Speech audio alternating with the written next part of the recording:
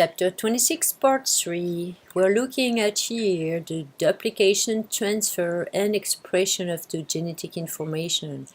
Those are fundamental processes called replication, transcription, and translation. In that part, we're going to focus on replication. So replication is just making a Xerox copy, identical copy of the DNA. Every single time a cell divides, prior to that division, it needs to make sure that each daughter cell will have the same exact copy of the DNA. Transcription is when we have a DNA that is going to be read and copied. Very important to know, the DNA never ever leaves the nucleus of the cell. It's like the safe. So you make a Xerox copy of the recipe and then it's going to be carried across the nucleus, and then translation is when the message carried by the RNA, which made the copy of the DNA, are going to be used to build the proteins. So let's focus on replication of the DNA. So that takes place in the nucleus with partial unwinding of the double helix. How does it work? Well, you need to have enzymes that unwind that double helix. Those are known as helicase, ASE to be an enzyme, helicase to unwind the helix. Then you actually have here some other enzymes that are going to maintain those two strands that are separated, making sure they don't encode again. The unwinding actually takes place simultaneously in many specific origin of replication. We call those bubble of replication, and all of those at either end are branch points that we call replication forks. So showing you right here, you see on the left side, this is my double helix on the top. The replication fork, which is where it's unwinded and is going to be done by the helicase.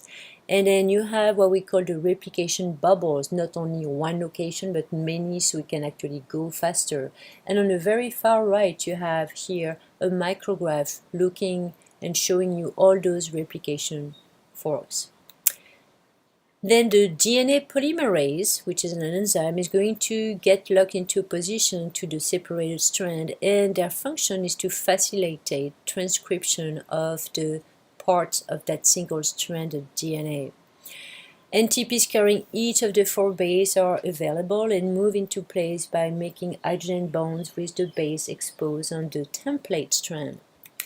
No, extremely important. Remember we talked about the 5' and the 3', where the DNA polymerase catalyzes covalent bond formation between the 5' phosphate group and the 3' OH at the end of the growing polynucleotide strand. So the template strand can only be read in the 3' to 5' direction. And the new strand then goes, because it's anti-parallel, from the 5' to 3' direction. So it looks like a little bit complex, and I want you to spend time to understand this.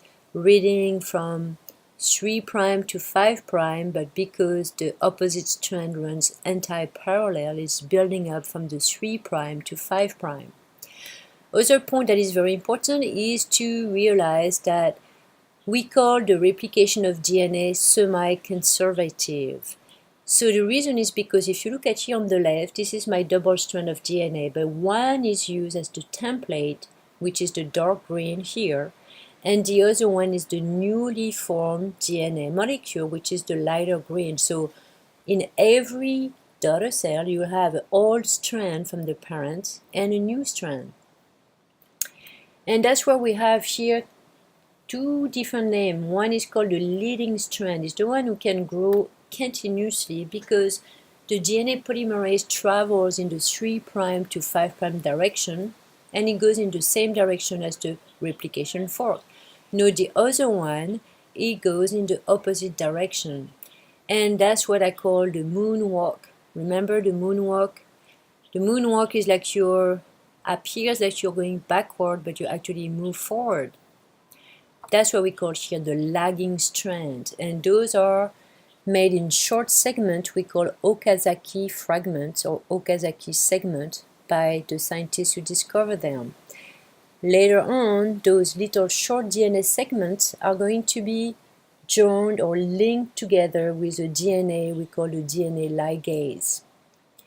Looking at human cells, there's 3 billion base pairs in the genome of humans, the genome of all the genetic material that exists in the chromosome of an organism.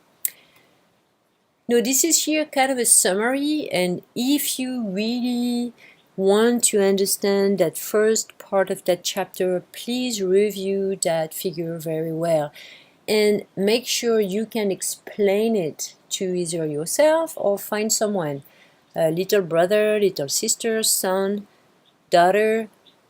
I don't say girlfriend and boyfriend because they get kind of bored, or a very good friend or another classmate. So if you look at this figure, the first part on the top is the double helix of DNA. It's going to be at the replication fork separated by the enzyme helicase. Now those are going to be the template strand on each side. And if you look at here, on the right side is what we call the leading strand because it grows continuously because it's read from 3' to 5'. And you can just add up new complementary nucleotide. The left side is what we call the lagging strand because it still has to obey the reading of 3' to 5'. But then if you look at this, the first one is on the bottom, 5' to 3', then it jumps back closer to the replication fork, make another segment, and eventually those will be joined by the DNA ligase. Looking at here, RNA, very close to similar. Both are sugar phosphate polymers and both have nitrogen-containing bases, but they are different. That's a summary here.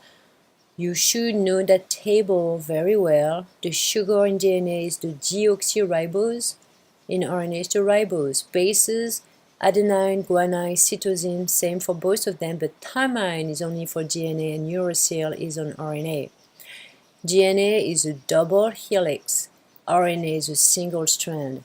And then the function, well, stores the genetic information, and for RNA we have messenger RNA, transfer RNA, and ribosomal RNA. So that's why here close up. Ribosomal RNAs, they are outside the nucleus, but still with the cytoplasm of the cell, they are ribosome. Those cells are ribosomes, small granular organelle where protein synthesis takes place. When we look at the structure of a cell, there is what we call the endoplasmic reticulum. One is called the smooth endoplasmic reticulum, the other one is called the rough endoplasmic reticulum because it contains ribosome and does the synthesis of protein. Messenger RNA or mRNA, they carry the information transcribed from DNA. They are formed in the nucleus and they are transported to the ribosome where the proteins are synthesized. And then finally, the transfer RNAs or tRNAs are smaller RNAs that can bring the amino acid one by one to the protein chain that is growing at the ribosome. Each of them carries only one amino acid.